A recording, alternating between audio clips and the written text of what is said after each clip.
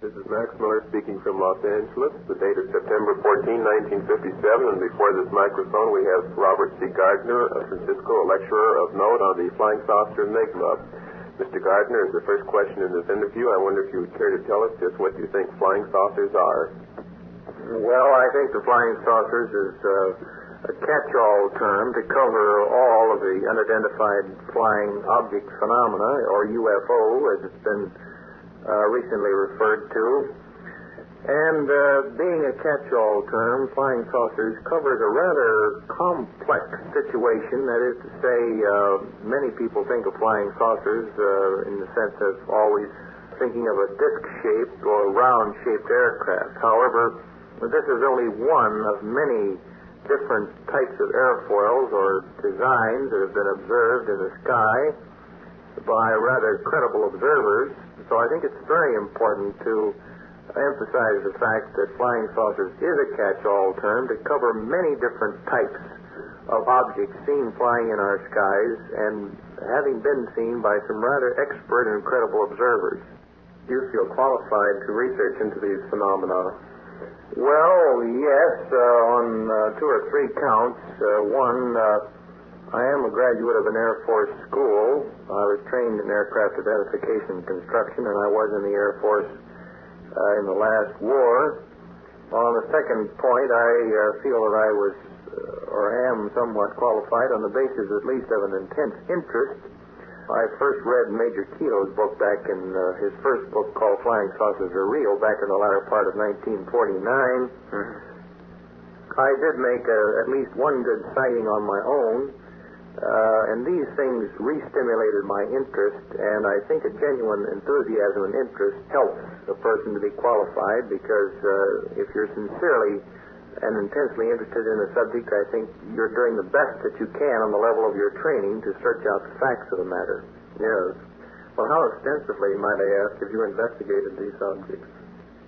I have tried to track down what I consider to be credible reports. However, it sometimes turns out that these things are mistaken identifications of one kind or another, but I have traveled throughout the United States and Europe, interviewed officials, Air Force and airline pilots, both in the United States and Europe, have corresponded widely on the subject, and I feel that it's about as extensive and intensive as just one person doing a private investigation could do. Now, you mentioned that you had sighted a flying saucer yourself several years ago. Would you care to describe it at all?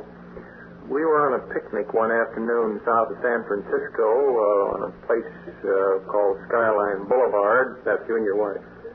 No, there were 6 of us on a picnic. There were 3 couples. Yes. And it was about 4:30 in the afternoon. The sun was at our back, and there were 2 of these objects came out of the north, flying in a southerly direction. And since the sun was at our back and we were looking toward the east, we were not blinded, and we had excellent observation conditions. The weather was clear, and one of them kept right on going in a south-southeast direction and was soon out of sight, and the other one hovered, I would say, a matter of a few thousand feet from us at the most. That is, at the greatest distance, it was not more than a few thousand feet away. Yes. And hovered for a few seconds, and then in a tremendous burst of speed, it was gone out of sight in a few seconds to the south. That must have been quite interesting.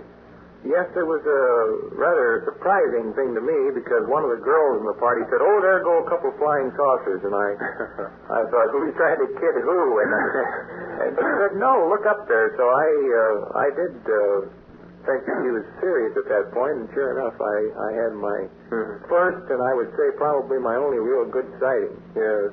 Did they look metallic, physical objects? They looked physical, but they didn't. They weren't necessarily metallic. They had a definite outline. Yes. Rather hard to be certain whether they were metallic or not. Was there anything in the local newspapers, or did you look about this sighting? Yes, and I called the Oakland Air Filter Center, and they said that they'd had a few other reports about that same time. Oh, really? Yeah. So I got more or less the confirmation to that extent. I wonder if this sighting intensified your interest in the subject of UFOs. Well, yes, it certainly re-stimulated it, although I had been interested. You see, that was in August of 1952. That is my sighting. and I had been interested since '49. Yes. But it certainly stimulated more activities. I can imagine. In your research, you must have studied some of the Air Force reports on these phenomena. Now, I wonder if you can tell us if you believe the Air Force is hiding facts from the public, if their reports are contradictory to you, as so many other researchers and authors seem to feel, and if so, you might indicate why you think these reports are so contradictory. I, in the first place, definitely do believe that they are hiding at least some of the facts. I think part of the contradictory reports are due to the fact that the PIO officer, that is the Public Information Officer, that any definite or particular area have not checked out their release with the Pentagon in Washington. Yes. And therefore the Pentagon will issue a statement later on. Upon further investigation and study, et cetera, we find that such and such is the case, and they usually play down the thing quite considerably. Yes, I see. Do you know if there are any definite orders instigated by the Air Force to prohibit the Air Force pilots, airline pilots, and general military personnel from revealing any sightings they may make to the press or public? Well, yes. Aren't there some official statements on that? You probably could give them a more verbatim word as to what those restrictions are. I know there are such. Well, I was particularly thinking of AFR, or Air Force Regulation 200-2. I would take it that your opinion might be in accord with mine, that this regulation is probably an extreme and has been instigated to withhold certain facts. I think it should be rescinded, and might I ask if you concur likewise? Yes, I certainly feel that naturally being eager to get more information, it should be rescinded. I wonder if you might care to opine as to just why the government is keeping these data secret. Oh, I think there is a combination of reasons. For instance, I was in the Pentagon in Washington, and I was interviewed, if you want to call it that, by several officers there in Air Force Intelligence. I was impressed by the fact that even though they were all wearing the same uniform, they did not all think alike. Yes. And I felt definitely that some felt that the information should be more generally released. However, they were under orders as to what to say. A general approach, namely, that the flying saucers did not exist. Yes. They spent several hours trying to convince me that flying saucers didn't exist. Did they? They did that, and my reaction was, gentlemen, there's too much protestation here. If they don't exist, so what? They don't exist. But why go to all this trouble to try to convince me they don't exist? An excellent point. But one interesting thing was that at the end of this several hours of trying to convince me of this, one of the officers spoke up and said, well, Mr. Gardner, one of the reasons we have an Air Force is to defend freedom of speech. Amen to that. And while you were at the Pentagon, I wonder if you attempted to see any of the Air Force's official files of their investigation of UFO phenomena. Yes, I did attempt to do that, but Chop was the famous PIO man at the time. Is this Albert M. Chop? Yeah, that's right. And funny thing, I had known about Al Chop and been a casual friend of his for many years before he was in this official position. Yes. In fact, his closest friend lived in our house for a number of years. Is that right?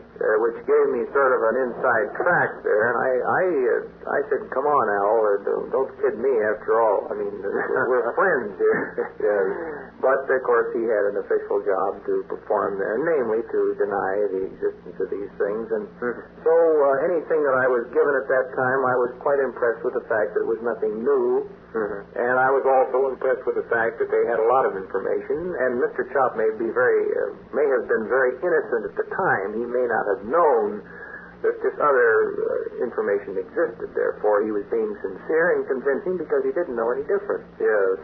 Well, I think that Al Chop is more recently, at least subsequent to his retirement from the Air Force, that he has stated that flying saucers are in all probability interplanetary, more or less confirming your own species along this line to a certain degree, anyway.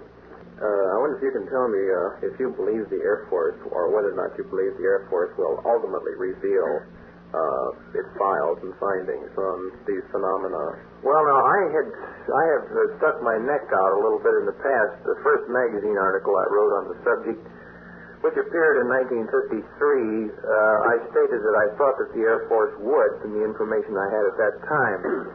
But being subsequently disappointed in more than one occasion, I am now of the opinion that since they kept the atomic bomb a secret until they were very much ready to release the information, I think the same thing will be done with the saucer situation, and I think it will be quite some time. I really believe that they will not release anything until they're forced to by something that possibly occurs, because I think that as far as the interplanetary saucers go, there are many things that they do not know about the situation themselves. For an example, those in the higher echelons who are in the know hear about a certain UFO report where jets are vectored to pursue. Yes. Now, the men in the know, of course, realize the possibility that there are many things that we don't know about these things, and it could be, at least in some cases, rather dangerous. And it could, as General Chidlaw told me in a long interview at Air Force Base when he was Continental Defense Commander, he said that we have lost many officers, pilots, and planes, as he put it, trying to intercept the UFO. That's amazing. That's quite a statement, and I did not reveal this publicly until after his retirement. Yes. Even at the time, he did not say that I couldn't repeat it, but I respected his position until after he did retire. Would you care to tell me approximately when this interview took place? Yes, it took place in March of 1953. 1953? Mm-hmm. Yes, well, that's unusually interesting. Was that Net Air Force Base? Ent Air Force Base. ENT at Colorado Springs. I see. And to progress the more controversial facet of this research, I wonder if you would care to tell us what you think of the many little men stories, the crashed saucer stories, especially those prevalent around Europe and South America in 1953, or rather in 1954 and 55. Also those expounded by Frank Scully in his book Behind the Flying Saucers. Well, to answer the last part of the question first, I would say that Frank Scully in the first place is a swell fellow and did the very best that he could at the time in which he wrote his book, Behind the Flying Saucers. You know, J.P. Kahn, a reporter of the San Francisco Chronicle, told me in a private interview that here Frank Scully wrote the book called Behind the Flying Saucers. He was going to try to write an expose and call it Behind Frank Scully. Now, I think that a character assassination attempt was made there. I don't think it was completely successful at all. He certainly did not assassinate a lot of the facts that Frank Scully had amassed there. I think it was a question of possibly getting a little misinformation mixed up with some real good information. I see. And then they tried to discredit the whole thing. Yes. Well, along this general line of landings and little men and whatnot, what do you think of these many contact stories that have arisen in the past, 3 or 4 years? Well, I think that possibly they seem to be so persistent and the people seem to be so sincere. I am forced to believe that some of them must have some basis in truth. Yes. As just to which ones and how extensive or how much these stories were elaborated on. Mm-hmm. You know how it is. When we have an experience, we might get a little over-enthusiastic, and as the story goes on, it gets better and better. As to what actually originally happened, I don't know. I do feel that there have been some genuine contacts, however. Well, that's the most objective comment, I feel. And switching to a more objective side of flying saucers as well, are your opinions generally in accord with those of Major Donald D. Kehoe's as expressed in his many talks and in his last 3 books on the flying saucer topic? Well, I will say this. As far as he goes, I would say that my opinions are very much in accord with Donald Kehoe. I talked with him several times when I was in Washington. He lives in Arlington, Virginia, and we met together a few times and had some chats, and I think he's done an excellent job. I think his books are as well documented as any that I know, and certainly would be a credible addition to any library on the subject. Yes, I see. Well, you recommend them fairly highly then? I would say so. Major Kehoe, of course, believes that flying saucers have an origin outside of this planet, that is, extraterrestrially.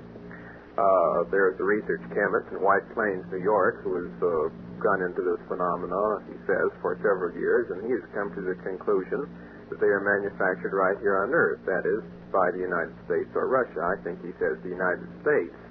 Now, do you concur with this latter theory?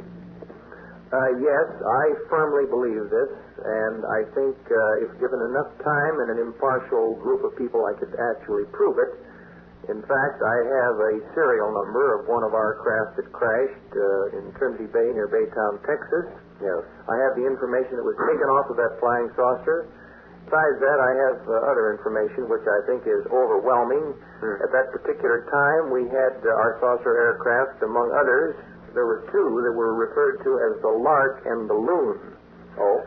And then, of course, at the end of the war, the Russians, unfortunately, I say unfortunately because I think we should have taken over the German rocket base at Peenemünde. Nevertheless, they not only took over the rockets there, but they also took over a circular disc-shaped aircraft which the Germans had almost gotten into the air, which they designated as model number A4. This craft was rather remarkable. It would fly a minimum of 1,500 miles an hour and could rise vertically into the air. Yes. The Russians took off from that point and developed their own flying saucer. I see. So I think the mass sightings that have been made by the Swedish and Norwegian airline and Air Force pilots from Russian-occupied territory and Russian territory itself are largely of Russian origin. But you feel, then, that both major world powers, the United States and Russia, have developed these type of aircraft. And the British, too. And the British. Yes. Both the United States Air Force and Navy Air Force, the British Air Force, and the Russian Air Force all have rather relatively advanced disc-shaped flying aircraft, both piloted and remotely controlled. Virtually all researchers into these phenomena believe that reports of flying saucers, or UFOs, have been reported from all countries of this planet, at least all free countries. With this in mind, do you believe that any world power would be willing to exhibit a fallible, and of course anything Earth-made would be fallible, such a fallible secret weapon, such a top-secret device before alien eyes? Because there is always the possibility that such a device could be either captured or it could, on its own crash, be destroyed, or in some fashion or other divulge the secret, at least the mode of operation or mode of propulsion, as the case may be. I think they would be willing to gamble that, yes. I do feel that they would be willing to gamble it because the stakes are pretty high. And as a matter of fact, perhaps you have heard of that one that was supposed to have crashed, the Russian saucer that was supposed to have crashed north of Spitsbergen in Norway, and they claimed that they found the Russian symbols on the control panels. Yes, as a matter of fact, I have. Although the last data I read on that was in Bob Gribble's APRG Reporter, and this was, I think 4 or 5 months ago. And he quoted an article, and I believe it was from a Norwegian newspaper. Of course, it would naturally be about the most authoritative. However, I have tried to have the data confirmed, and this has not been done. It is difficult to say why. This report may have been a hoax, or it may not have been.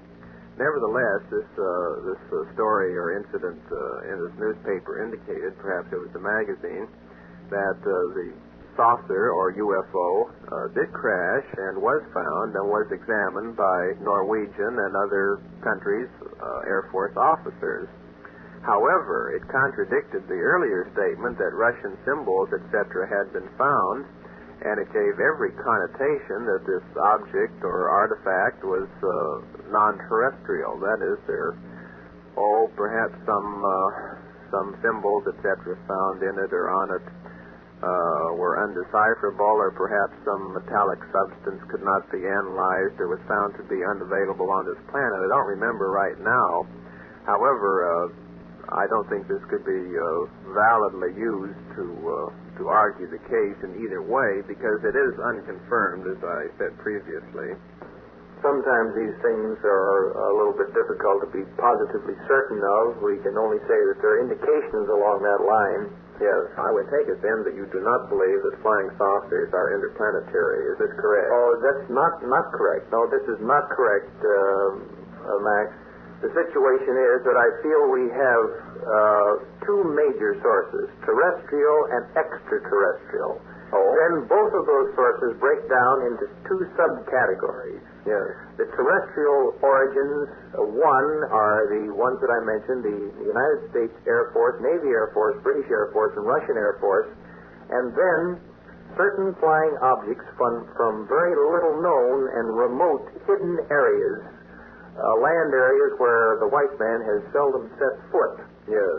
This is a little mentioned source, but I think a very important source of this phenomena. Mm-hmm. Then the extraterrestrial phenomena break down into two major categories, namely the very solid third-dimensional origin, and then the more nebulous or fourth-dimensional, or what the Air Force chooses to call the out-of-phase aspects of physical reality. I see.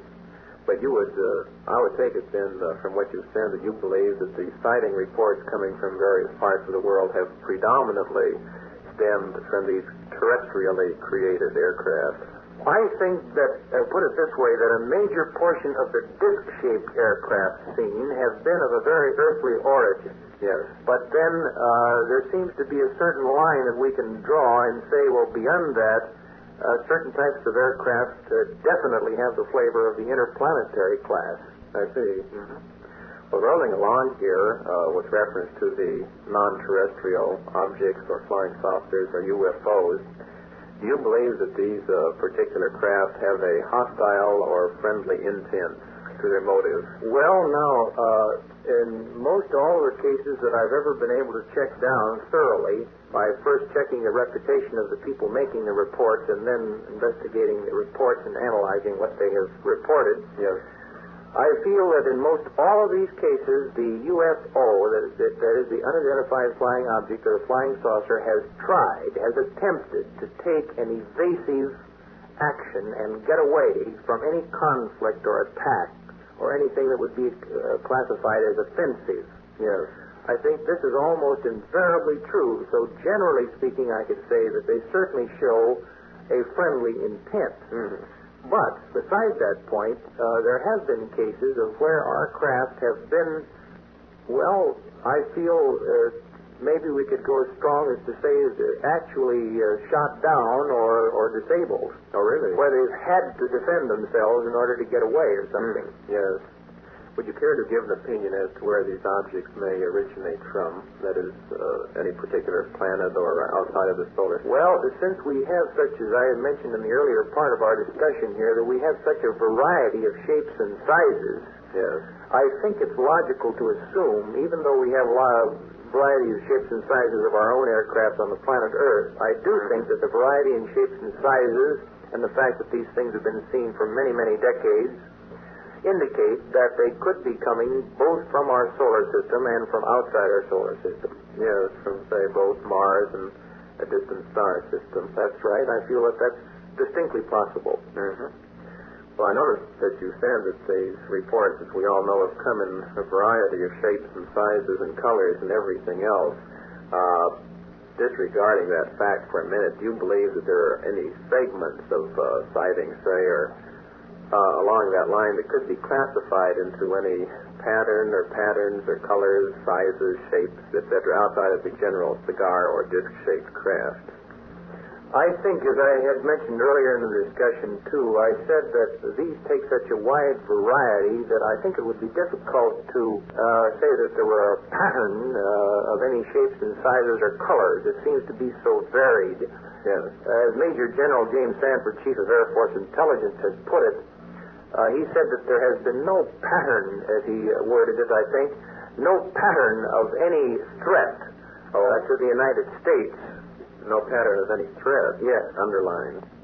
I wonder if you would care to relate any particularly dramatic or conclusive UFO sighting that you have found in your researches? Oh, I think it would be difficult to limit that to any one case. I think there have been some rather dramatic and certainly exciting and unusual reports. For an example, to give you an idea of a little drama and action at the same time, yes, not too long ago there were a flight of 6 Navy jet fighters over the general Hawaiian Island archipelago, that is the Hawaiian Island area, in a routine training flight there. The report comes from a Navy commander, I'll not mention his name, who knew some of the boys that were involved in this, he said that 6 flying saucers, perhaps maybe coincidentally, or perhaps not coincidentally, perhaps more significantly, 6 flying saucers came down out of the sky from a higher elevation, and each one of the saucers picked out an individual Navy jet fighter, and they flew right on their wingtips. Yes.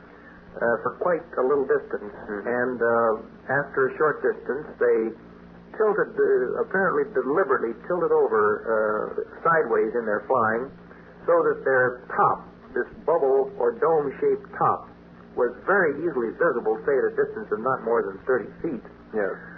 Which is extremely close, of course. And the boys were able to land their planes after this experience, and that's just about all, because they said that the occupants of these craft were so frightening that they were almost beyond description. Mm-hmm. Now, I still say that it's possible that these were space suits or pressurized suits of some kind, which gave this grotesque appearance, because, you know, our own space and high-altitude flying suits are rather grotesque in appearance, and that they may not have seen the real occupants of the saucers. They may have only seen what was covering them up.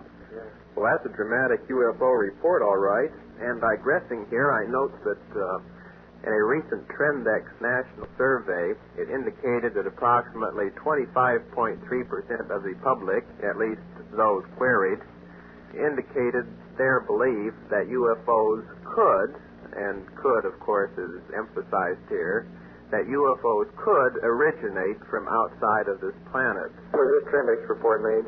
It was made... let me see, as of this recording, it was made about 3 weeks ago, or sometime around the mid or late of August. In several cities, was it? It was released out of New York. Yes, it was made. It was a national survey. How extensive it was, I don't know. It was published in the Indianapolis Star. I think about, let's see, as I recall, about 25% of the public said that they didn't know or didn't opine as to whether or not they thought flying saucers were real or not, and about 51 or so percent indicated they thought UFOs were either non-existent, hallucinations, misidentifications of weather balloons, or some type of craft made right here in our planet, as you have earlier indicated.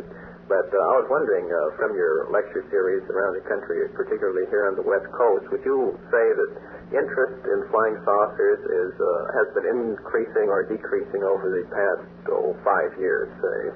Well, it's a strange thing. I frankly think that that the press services have not picked up reports as much as they used to, because I think they consider it old hat in many cases. On the other hand, I think as far as the public goes, there is greater interest today than there ever has been before. Mm-hmm. And not only that, I think there are as many or more sightings today than ever before. Yes. I think they're just generally receiving less attention, probably. Mm-hmm. Well, I imagine that's rather true, but particularly in regard with this earlier mentioned Trendex report. Now, going along here, do you believe that there are many frauds or crackpots in this field of research? Well, now that's an interesting question. I feel that most all of the people are sincere. I do feel that some people let their imagination and their enthusiasm carry them into a realm where to other people they might seem a crackpot. Yeah. If they had a little more control of their enthusiasm, perhaps, and their sincerity, might not give this appearance.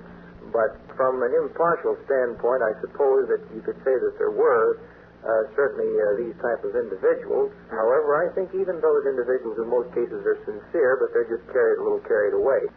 I wonder if you have interviewed any other noted personages or authorities in this or other fields besides General Benjamin Chidlaw and Major Donald Kehoe. Well, I was a guest of Arthur Clarke, the president of the British Interplanetary Society, in his home in London. Oh, really? We had a long, way into the night discussion. And you may know that within the last few weeks, his latest book has been out, and it's quite interesting. He has been rather objective in this whole subject. And, of course, he's quite a prominent person, has written many books on the subject. He's a recognized physicist. Yes. He would certainly be classified as an interesting personality that I've had a long talk with about the matter. There have been many national newscasters who have interviewed me on their news programs, and we've talked privately both before and after the broadcast. Other, you might say, lesser government officials, that is, majors and colonels in various branches of the Air Force. Of course, having been in the Air Force myself, having lived on top of Air Technical Intelligence Command at Dayton, Ohio for 25 years, yes, I sometimes had you might say, a pipeline in there, which was a rather fortunate connection, to say the least, so that that and other authors of various books and other lecturers, of course, have been, take, for example, Gerald Hurd, wrote the book Is Another World Watching, and then subsequently had another sequel out to that, which was expanded a little more, added to bring it up to date. Yes. General along those lines, various people. Mm-hmm. Well, I believe that you've probably made more radio and TV appearances and interviews, etc., than any other flying saucer personality that I know of. Have you any idea just how many of these appearances you have made? Well, Max, I tried to keep track of it, and when it got over 100, I sort of lost count. I have been on coast-to-coast hookups several times, both on radio and television, and as you know, early last spring here in Los Angeles, I was on television and radio 21 times in 10 days. Yes. So that's a pretty fast pace. As a matter of fact, mixed in between lectures and showing my motion picture and so forth, it keeps you hustling. Regressing for a moment back to the contact stories, you indicated at least partial and qualified belief in some of these accounts. I was wondering if you feel that we may eventually effect a worldwide or universal contact, in other words, a meeting of the worlds? I believe that this will come about. It's always hard when you go ahead in time. It's always hard to say when. Nobody can say when, really. There have been a lot of prophecies and forecasts and so forth, some accurate and some not so accurate. But I do believe that eventually we can look forward to more contact, which will be much more in the open than presently we have. Yes. Do you feel this will be effected gradually? I think it will be affected gradually. However, I think when it begins generally that it will accelerate more or less rapidly. In other words, it may be gradual for a period of years now, but I think definitely in our time there will be a point reached where this thing will accelerate considerably in its importance and in actual contact. Would you care to hazard a guess as to just why these UFOs are visiting this planet at this time? Well, I think as we covered the ground earlier in this discussion, since they could be from both the solar system and outside of the solar system, as far as them being here is concerned, I think it's pertinent to interplanetary varieties. Yes. I think they are looking us over from the standpoint of many interesting observations. One, quite apparent, of course, that we have detonated many hydrogen and atomic explosions, and we have toyed with cobalt and so forth, and we're getting into more unstable elements. Yes. I feel it's quite possible that many of these planetary observers could have gone through this stage of development many, many eons ago, or at least quite some time ago, and they're interested to see how we are handling the situation as we come on it. Yes. And then, no doubt, interested to see what we are doing with other things in our advance of so-called civilization. Mm-hmm. I think this is probably a prime point of the reason of them being here. Other lesser reasons possibly could be to give us help to neutralize radiation fallout if they could do so, to be of service in one way or another without directly interfering with the affairs of the planet. And what do you think is the mode of propulsion of these spacecraft?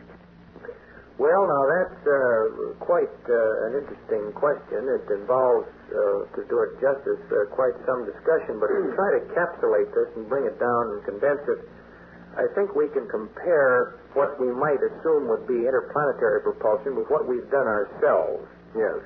I personally feel and believe that we have gone through a stage of propeller-driven round or disc-shaped aircraft or flying saucers, through jet, through rocket, through atomic, and we are presently flying our latest aircraft on what I think will become to be known as electrogravitic drive, which many commonly refer to now as anti-grav or anti-gravity devices. Yes, I see. Therefore, I think we can compare and say that foreign sources, as is interplanetary sources, can be possibly utilizing one or a combination of these methods, and possibly using methods of which we are totally ignorant of. For instance, we had on Earth electricity in Cleopatra's time, but nobody knew it. Yes. We also have anti-gravity devices now, which we've been struggling to master for years. And we've also had that with us for centuries, but we didn't know it. Yes. So I think, likewise, there may be elements of electricity of which we know nothing about now. Yes. And of gravitational interplanetary lines of force of which we know nothing about.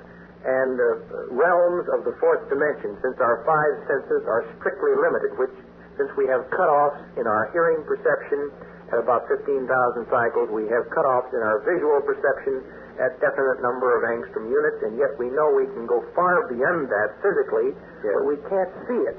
Therefore, I think we know very little about what the possibilities are. We can only compare the possible propulsion devices with what we've already accomplished here, which I think is strictly limited. Yes. Totally digressing here, Bob. What are your current plans?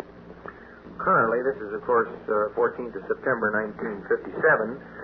I am, in a few days, going directly up to Seattle and up into Vancouver, Canada, and then down to Portland, and returning to San Francisco. I will come again back down to Los Angeles the first week in November. Then I will return to the San Francisco area for a series of lectures and appearances in the Bay Area, including Sacramento, Oakland, and the general Bay Area. Yes. And then after the first of the year, I will put on a series in Los Angeles. And then later in the year, which comes into spring, we will go east. I imagine quite a number of people listening to this interview might be interested in contacting you, so I wonder if you can tell us if you are available for lectures, and if so, where you may be contacted. Well, yes, Max, I have spoken to various Air Force groups. Incidentally, they've called me in, their commanding officers have called me in to speak to their officers, pilots, and men. I've spoken to Rotary clubs, Kiwanis clubs, and various clubs of that kind. And then flying saucer clubs, of course, been organized for study of this phenomena. Yes. And then, of course, my public lectures where I show my motion pictures, my flying models, which I've gone into quite more extensively in recent months. I have several of them now. And then I have a few little gadgets to demonstrate anti-gravity drive, or this electrogravitic drive, which we've been talking about. Yes. And I will be available for club groups or individual meetings or larger appearances in between these other appearances, because we don't book ourselves solid. We always allow extra open dates because I want to be able to discuss and carry on these researches with people who are in groups who are interested, by all means, and exchange information. And you have the motion picture and slides on flying saucers, too, don't Yes, you? I have. Now, presently, I have over 100 colored slides. I have motion pictures which have been gotten together and edited so that the motion pictures run about 30 minutes now. If I showed my slides all in one night, that would be a program in itself. Yes. And actually, it lends itself to quite a variety of phases of the question. And you didn't say where you might be contacted, did you? Oh, yes. My home address, where my mail is always forwarded to me, is 1817 Jackson Street.